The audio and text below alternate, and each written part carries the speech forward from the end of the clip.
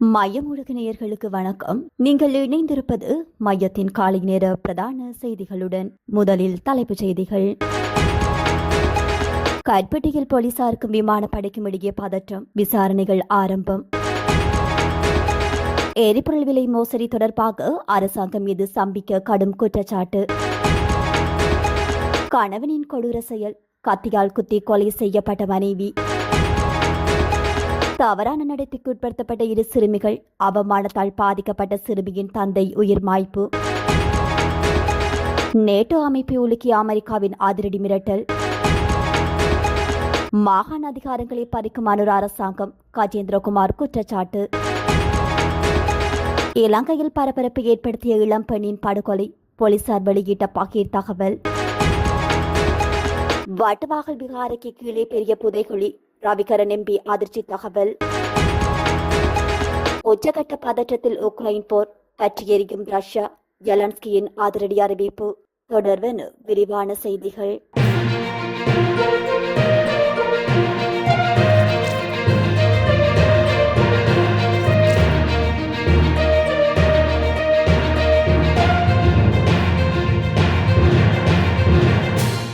கற்பிட்டி கடற்பரப்பில் சோதனை நடவடிக்கை ஒன்றை முன்னெடுக்க சென்று இலங்கை போலீஸ் உத்தியோகத்தர்கள் குழுவிற்கும் விமானப்படை உறுப்பினர் குழுவிற்கும் இடையே ஏற்பட்டு பதற்றமான நிலைமை தொடர்பாக போலீசார் விசாரணைகளை ஆரம்பித்துள்ளனர். நாட்டுக்குள் கொண்டு வரப்பட்டதாக சந்தேகிக்கப்படும் சட்டவிரோத பொருட்கள் அடங்கிய தொகுதியொன்றை கைப்பற்றுவதற்காக போலீஸ் உத்தியோகத்தர்கள் குழு ஒன்று கற்பிட்டி கடற்பரப்பிற்கு சென்றிருந்தது. இதன்போது அங்கு கடமையில் ஈடுபட்டிருந்த விமானப்படை உறுப்பினர்கள் குழுவினர் குறித்த வலயம் தங்களது கட்டுப்பாட்டுக்குட்பட்ட பகுதி என தெரிவித்துள்ளனர். இதன் காரணமாக 2 தரப்பினருக்கும் இடையே கடுமையான வாக்குவாதம் ஏற்பட்டுள்ளது. இந்த சம்பவம் தொடர்பான விவரங்களை கண்டறிவதற்காக போலீசார் மேலதிக விசாரணைகளை மேற்கொண்டு வருகின்றனர். பழைய விலையிலேயே எரிபொருள் கொள்வனவு செய்யப்பட்டுள்ளதால் தற்போதைக்கு விலையை குறைக்க முடியாது என அமைச்சர் அனில் ஜயந்த தெரிவித்திருப்பது மக்களை அப்பட்டமாக ஏமாற்றும் செயல் என முன்னாள் நாடாளுமன்ற உறுப்பினர் பாட்டாளி சம்பிக்க ரணவுக்கு குற்றம் சுமத்தியுள்ளார். கொழும்பில் ஊடகங்களுக்கு கருத்து தெரிவிக்கையிலேயே அவர் இதனை குறிப்பிட்டுள்ளார்.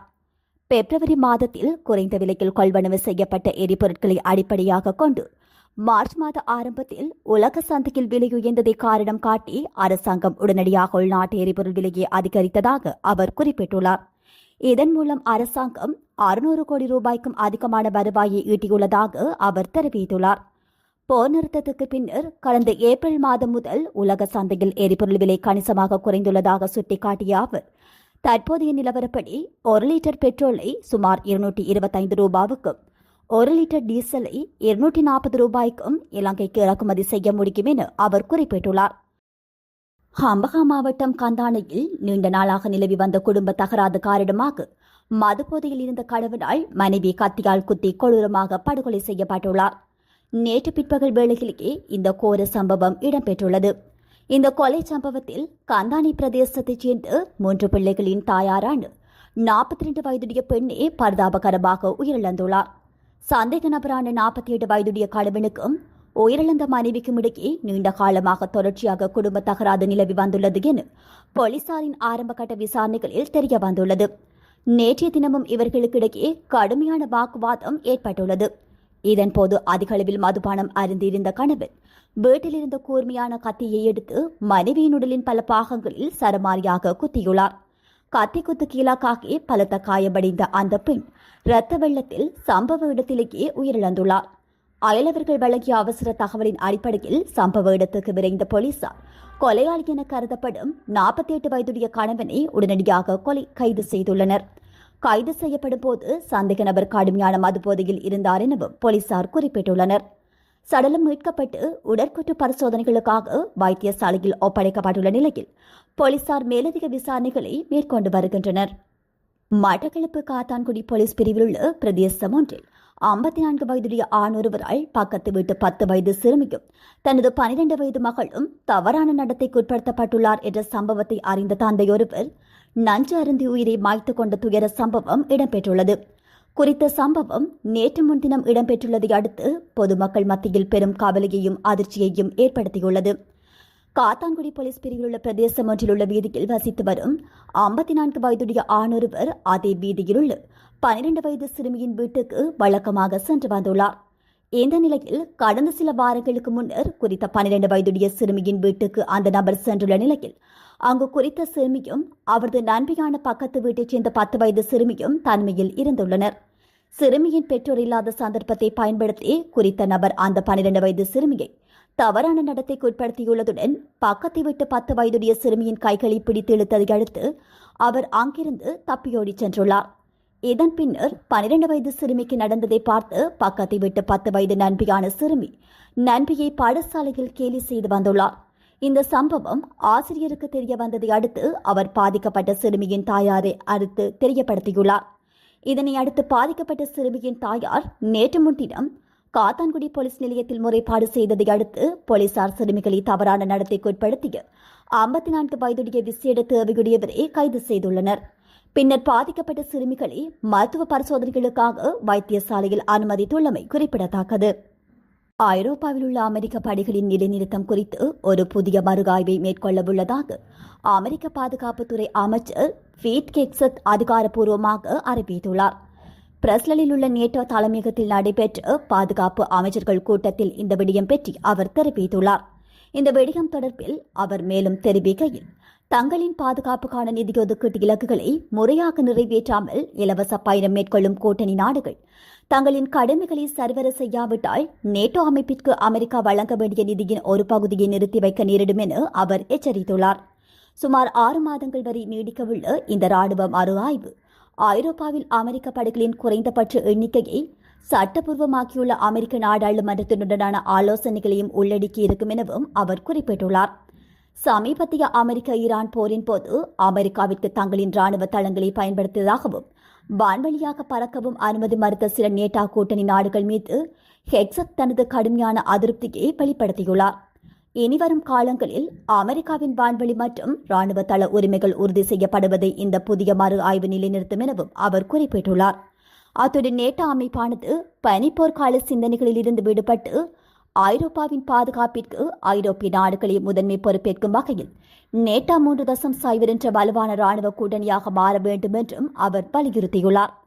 அமெரிக்காவின் இந்த அதிரடி நிலைப்பாட்டை தொடர்ந்து நேட்டோ பொதுச் செயலாளர் மார்க் ரூட்டோ கருத்து தெரிவிக்கையில், கூட்டணி நாடுகள் கடந்த ஆண்டை விட 20% கூடுதலாக $90 பில்லியன் பாதுகாப்புக்காக செலவிட்டுள்ளதை சுட்டிக்காட்டியுள்ளார். இருப்பினும் நேட்டோவின் அவசர கால படைகளுக்கான அமெரிக்காவின் போர் விமானங்கள், ட்ரோன்கள் மற்றும் கப்பல்களின் பங்களிப்பு குறைப்பு ஏற்கனவே உடனடியாக நடைமுறைக்கு வந்துவிட்டதை அவர் உறுதிப்படுத்தியுள்ளமை குறிப்பிடத்தக்கது.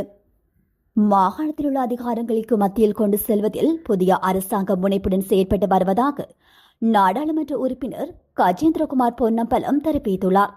யாழ்ப்பாணத்தில் கட்சி அலுவலகத்தில் இடம்பெற்ற ஊடகவியலாளர் சந்திப்பின் போதே அவர் இதனை சுட்டிக்காட்டியுள்ளார். நேற்றைய தினம் தெல்லிப்பளை பிரதேச செயலக அபிவிருத்தி குழு கூட்டத்தில் தெல்லிப்பளை புற்றுநோய் வைத்தியசாலையை மாகாண அரசிடமிருந்து முழுமையாக மத்திய அரசாங்கத்திடம் ஒப்படைக்க வேண்டும் என கூட்டத்தின் தலைவர் நாடாளுமன்ற உறுப்பினர் ஸ்ரீ பவானந்த ராஜா தெரிவித்ததை தொடர்ந்து மாகாண அதிகாரம் அனைத்தையும் மத்திக்கு கொண்டு செல்லும் நோக்கில் குறித்த அரசாங்கம் செயற்பட்டு வருவதாக அவர் குறிப்பிட்டுள்ளார். யாழ்ப்பாண போதனா வைத்தியசாலையில் ரணில் விக்ரமசிங்க ஜனாதிபதியாக இருந்த காலத்தில் தேசிய வைத்தியசாலையாக உயர்த்த வேண்டும் என்ற கருத்தினை தெரிவித்திருந்தார். ஆனால் அந்த வாக்குறுதியை இந்த அரசாங்கம் ஆட்சிக்கு வந்து நிறைவேற்றவில்லை. தேவையான வசதிகளை போதனா வைத்தியசாலைக்கு வழங்கவில்லை. போதனா வைத்தியசாலைக்கு வழங்கப்படும் அபிவிருத்திகள் அனைத்தும் புலம்பெயர் தமிழர்கள் தமது நாட்டிலிருந்து கொண்டு வரப்பட்ட அபிவிருத்திகள் எனவும் அவர் குறிப்பிட்டுள்ளார். எனவே அரசாங்கம் வடக்கிலுள்ள வைத்தியசாலைகளை அபிவிருத்தி செய்யாது அனுராதபுரம் வைத்தியசாலையினை தேசிய வைத்தியசாலையாக மாற்றுவதற்கான நடவடிக்கைகளை மேற்கொண்டு வருகின்றது. கண்டி தேல்தனிய பகுதியில் கார் ஒன்றிற்கிலிருந்து மீட்கப்பட்ட இளம் பெண் தொடர்பான பல தகவல்களை போலீசார் வெளியிட்டுள்ளனர். குறித்த பெண் அம்பாறை வைத்தியசாலையில் பணியாற்றிய வைத்தியர் 33 வயதான சம்யா தர்ஷினி என அடையாளம் காணப்பட்டுள்ளார். உயிரிழந்த பெண்ணும் அவரின் காதலனும் கனடாவுக்கு செல்வதற்கான ஏற்பாடுகள் மேற்கொள்ளப்பட்டிருந்த நிலையில் பெருந்தொகை பணம் கடனாக பெற்றிருந்தார். எனினும் அதற்கான நடவடிக்கைகளை மேற்கொள்ளாமல் இருந்தமையினாலேயே கடன் கொடுத்தவர்கள் பணத்தை மீள கோரியுள்ளனர். இதன் காரணமாக ஏற்பட்ட மன அழுத்தம் காரணமாக கடந்த 3ஆம் தேதி நுவரெலியாவில் உள்ள ஹோட்டல் ஒன்றில் தங்கியிருந்ததாக போலீசார் தெரிவித்துள்ளனர். இந்த நிலையில் நேற்று முன்தினம் தேல்தென்னிய பகுதியில் கைவிடப்பட்டு சென்ற காரில் இருந்து குறித்த பெண் சடலமாக மீட்கப்பட்டுள்ளார். அவரது காதலனே சடலத்தை காரில் எடுத்து வந்து தெல்தன்ய பகுதியில் உள்ள இடத்தில் கைவிட்டு தப்பிச் சென்றமே ஆரம்பகட்ட விசாரணைகளில் தெரிய வந்துள்ளது. இந்த விடயம் தொடர்பாக நடாத்தப்பட்ட விசாரணையில் குறித்த பெண் அம்பாறை வைத்தியசாலையில் இயன்முறை வைத்தியராக பணிபுரிந்து பெலிகம பகுதியைச் சேர்ந்து 33 வயதுடையவர் என்பது தெரிய வந்துள்ளது. அவர் கடந்த ஜூன் மாதம் 16ஆம் திகதி வரை நுவரெலியா பகுதியில் உள்ள ஹோட்டல் ஒன்றில் தங்கியிருந்ததாகவும் போலீசார் தெரிவித்துள்ளனர். அதன்படி அந்த ஹோட்டலின் சிசிடிவி காட்சிகளை பரிசோதித்த போது மயக்க நிலையில் இருந்த அந்த பெண்ணை அவரது காதலன் அழைத்துச் செல்லும் காட்சி பதிவாகியுள்ளது. சந்தேக நபரான காதலன் கண்ணுருவ பகுதியைச் சேர்ந்த மென்பொருள் பொறியியலாளர் எனவும் அவர் தற்போது அப்பகுதியில் இருந்து தலைமறைவாகியுள்ளார் எனவும் தெரிய வந்துள்ளது. கடந்த 3ஆம் திகதியில் இருந்து 16ஆம் திகதி வரை நுவரெலியா ஹோட்டலில் தங்கியிருந்த காலப்பகுதியில் பல நாட்கள் தான் உணவு உட்கொள்ள வேண்டுமெனவும் அவரின் சகோதரனுக்கு தொலைபேசி ஊடாக தெரிவித்ததாக போலீசார் தெரிவித்துள்ளனர். உயிரிழந்த பெண் கடுமையான மன அழுத்தத்தில் இருந்ததாகவும் அதற்கான வைத்திய ஆலோசனை பெற்றதாகவும் தெரிய வந்துள்ளது. இந்த நிலையில் தலைமறைவாகியுள்ள காதலனை தேடும் நடவடிக்கையில் போலீசார் ஈடுபட்டுள்ளனர். கண்டி கண்ணருவ பகுதியைச் சேர்ந்து மென்பொருள் பொறியியலாளரான காதலனுக்கும் உயிரிழந்த பெண்ணுக்கும் இடையே கடந்த 8 மாதங்களுக்கு முன்பு காதல் தொடர்பு ஏற்பட்டுள்ளமை குறிப்பிடத்தக்கது. செம்மணி மனித புதைக்குழியில் பிஞ்சு குழந்தைகள், சிறுவர்கள், பெரியவர்கள் என தமிழ் மக்கள் குடும்பமாக கொல்லப்பட்டு புதைக்கப்பட்டுள்ளனர். இது தற்சமயம் இலங்கையின் மிகப்பெரிய மனித பேரவலத்தின் சாட்சியாக உருவெடுத்திருக்கும் நிலையில் இதற்கும் சர்வதேச நாடுகளுக்கும் இலங்கை அரசு என்ன பதிலை கூறப்போகிறது என்று இலங்கை தமிழரசு கட்சியின் வன்னி மாவட்ட நாடாளுமன்ற உறுப்பினர் துரைராசா ரவிகரன் கேள்வி எழுப்பியுள்ளார். அத்துடன் முல்லைத்தீவு வட்டுவாகல் விகாரைக்கு கீழே அகழ்வுகளை மேற்கொண்டால் இந்த செம்மணியை விடவும் பல மடங்கு பெரியதொரு மனித புதைக்குழி அடையாளம் காணப்படும் என்றும் அவர் குற்றச்சாட்டொன்றை முன்வைத்துள்ளார். செம்மணி மனித புதைக்குழி விவகாரம் மற்றும் வடக்கு கிழக்கில் உள்ள ஏனைய புதைக்குழிகள் குறித்து ஊடகங்களுக்கு கருத்து தெரிவிக்கும் போதே அவர் இதனை குறிப்பிட்டுள்ளார். எங்களுடைய தமிழினத்தின் மீதான திட்டமிட்ட அழிவுகளை இலங்கை அரசினுடைய ஒவ்வொரு ஆட்சியாளர்களும் தொடர்ச்சியாக செய்து கொண்டே வந்திருக்கிறார்கள். ஏற்கனவே ஆட்சியில் இருந்தவர்கள் எமது இனத்தை வன்முறையாக அழித்தமைக்கான அசைக்க முடியாத சாட்சிகள் இயற்கை நீதியால் தற்போது ஒவ்வொன்றாக வெளிப்பட்டுக் கொண்டிருக்கின்றன. செம்மணியில் தற்போதைய அகழ்வுகளின் மூலம் வெளிவரும் உண்மைகள் உலகத்தையே உலுக்கியுள்ளன. தமிழர் தாயக பகுதிகளில் இன்னும் எத்தனையோ இடங்களில் இவ்வாறான மனித புதைக்குழிகள் ரகசியமாக மூடி மறைக்கப்பட்டுள்ளன. அவற்றை முறையாக தோண்ட தொடங்கினால் இன்னும் பேதர்ச்சியை தரும் வகையிலான மனித எண்புக்குவியல்கள் தொடர்ச்சியாக கிடைத்துக் கொண்டே இருக்கும். குறிப்பாக முல்லைத்தீவு வட்டுவாகல் பகுதியில் அமைந்துள்ள விகாரைக்கு கீழே அகழ்வுகளை மேற்கொண்டால் செம்மணியை விட மிகப்பெரியது மனித புதைக்குழி வெளிச்சத்திற்கு வரும். இதற்காக அந்த விகாரையை உடைத்து அகழ்வு பணிகளை முன்னெடுக்க வேண்டும் என்பதில் தற்கால நவீன தொழில்நுட்ப கருவிகளை பயன்படுத்தி ஸ்கேன் செய்வதன் மூலமே அங்கு நிலத்தடியில் எத்தனை ஆயிரக்கணக்கான எண்பு தொகுதிகள் புதைக்கப்பட்டுள்ளன என்பதை துல்லியமாக அறிந்து கொள்ள முடியும். இதேபோல கோப்பாப்பிளவு போன்ற ராணுவ கட்டுப்பாட்டில் இருந்த மற்றும் இருக்கின்ற பல இடங்களில் பாரிய மனித புதைக்குழிகள் இருக்கலாம் என அப்பகுதி மக்கள் இன்றும் பலத்த அச்சத்துடன் காணப்படுகின்றனர். வடக்கு மற்றும் கிழக்கு மாகாணங்களில் பெரும்பாலான இடங்களில் அப்பாவி பொதுமக்கள் கொடூரமாக படுகொலை செய்யப்பட்டு கூட்டமாக புதைக்கப்பட்டிருக்கிறார்கள். சந்தேகத்திற்குரிய அந்த மனித புதைக்குழிகள் அனைத்தும் சர்வதேச கண்காணிப்பின் கீழ் முழுமையாக தோண்டப்பட்டு விசாரணைகள் முன்னெடுக்கப்பட வேண்டும். இந்த விவகாரத்தில் சர்வதேச சமூகம் நேரடியாக தலையிட்டு பாதிக்கப்பட்ட தமிழ் மக்களுக்கு பாரபட்சமற்ற நீதியை பெற்றுத்தர வேண்டும் என்பதே எங்களின் பிரதான எதிர்பார்ப்பாகும் என அவர் குறிப்பிட்டுள்ளார். உக்ரைன் தலைநகர் கீவில் உள்ள வரலாற்று சிறப்புமிக்க மடாலயத்தை சேதப்படுத்திய தாக்குதலுக்கு பதிலடியாக ரஷ்யா மீது உக்ரைன் கடுமையான தாக்குதல்களை நடாத்தியுள்ளது. இதன்படி இவ்வாறான தாக்குதல்கள் தொடர்ந்தால் ரஷ்ய தலைவர் மாஸ்கோ பற்றி எரியும் என உக்ரைன் ஜனாதிபதி வோலோடிமிர் ஜெலன்ஸ்கி எச்சரிக்கை விடுத்துள்ளார். நேற்றிரவு மாஸ்கோவை குறிவைத்து நடாத்தப்பட்ட ஆளில்லா விமான தாக்குதல்களில் இந்த வாரத்தில் 2வது முறையாக ரஷ்ய தலைநகரின் எண்ணெய் சுத்திகரிப்பு நிலையம் சேதமடைந்துள்ளது. இந்த விடயம் குறித்து ஜெலன்ஸ்கி, இந்த போரை நாங்கள் விரும்பவில்லை, ஒருபோதும் விரும்பியதில்லை. இது உலகிற்கும் எங்களது கூட்டாளிகளுக்கும் தெரியும். ஆனால் உக்ரைன் எரிந்தால் உங்கள் மாஸ்கோவும் எரியும் என்று அவர் குறிப்பிட்டுள்ளார். கடந்த திங்கட்கிழமை உக்ரைன் முழுவதும் நடாத்தப்பட்ட ஆளில்லா விமானம் மற்றும் ஏவுகணை தாக்குதல்களில் குறைந்தது 10 பேர் கொல்லப்பட்டுள்ளனர். இந்த தாக்குதலில் தான் 1000 ஆண்டுகள் பழமையான கீவ் பெஜாரஸ் லாவ்ரா மடாலயம் சேதமடைந்துள்ளது. இந்த நிலையில் நேட்டா கூட்டொன்றில் கலந்து கொண்ட ஜெலன்ஸ்கி போரை முடிவுக்கு கொண்டுவர ஜனாதிபதி வோலோடிமிர் புடினை நிர்பந்திக்கும் வகையில் ரஷ்யாவின் பாதுகாப்பு எரிசக்தி துறைகள் மற்றும் ஒட்டுமொத்த பொருளாதாரம் மீதும் தடைகளை விதித்து அழுத்தத்தை அதிகரிக்குமாறு ஐரோப்பாவிற்கும் அமெரிக்காவிற்கும் ஜெலன்ஸ்கி அழைப்பு விடுத்துள்ளார்.